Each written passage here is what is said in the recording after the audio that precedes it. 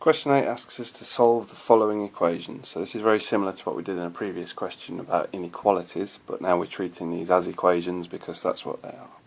So let's have a look at A. A gives us the equation 2p minus 1 equals 30. Now, by solve the equation, it means find p. It means find whatever this unknown value is here.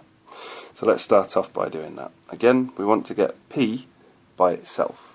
So what we need to do is we need to start moving stuff away from it. And the first thing that we remove is this minus 1.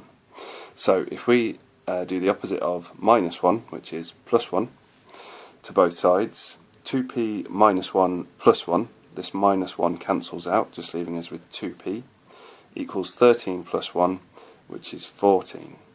And then to find out what p is by itself, again, we want to get rid of this 2 times p. So we do the opposite of timesing by 2, which is to divide by 2. The opposite of multiplying by 2 is to divide by 2.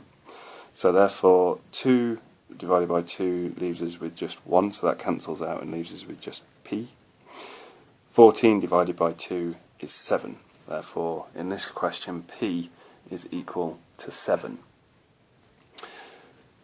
Question B tells us that 4y plus 3 equals 2y plus 10. So this is slightly more complicated, but still very straightforward to carry out. If we look at this, what we want to do now is we want to get the y's on one side and everything else on the other side. So let's have a look at how we can do that. First of all, let's get these y's together. So let's look at this. We've got 2y plus 10. So this is a plus 2 lots of y.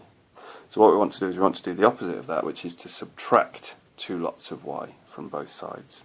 So if we subtract 2y from this side, we get 2y minus 2y plus 10, which obviously 2y minus 2y is just 0, so we have 0 plus 10, which is just 10.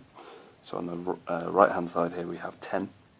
And then here we have 4y minus 2y, so that's going to knock 2 lots of those y off, which leaves us with 2y plus 3 equals 10. Now from here it looks a lot more like our original question for A up here, so we can proceed quite easily. We want to now do the opposite of adding 3, which is to subtract 3. So 2y plus 3 minus 3 just leaves us with 2y, and then 10 minus 3 is 7, and then we've got 2 lots of y equals 7, so 2 times y. So the opposite of timesing by 2 is to divide by 2. 2 times y divided by 2 leaves us with just y by itself, which equals 7 divided by 2, and 7 divided by 2 is 3.5, so therefore y is equal to 3.5. Obviously what we could do is we could put this back into our original values and see if it's true. So 4 times 3.5 gives us 14. 14 plus 3 is 17. 2 lots of 3.5 is 7. 7 plus 10 is 17, so we've got the same value on both sides, so we know that we've got the right value for y there. And now to carry out question C. C tells us that 4 times 5y minus 2 is equal to 52.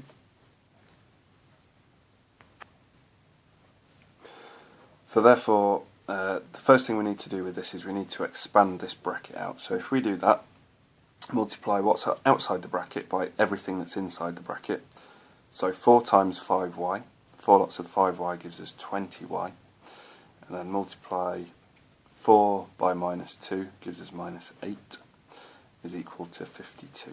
So again, we just proceed as we previously did. Here we've got minus 8. The opposite of that would be to plus 8. So we're going to add 8 to both sides. 20y minus 8 plus 8. This side becomes 20y. 52 plus 8 gives us 60.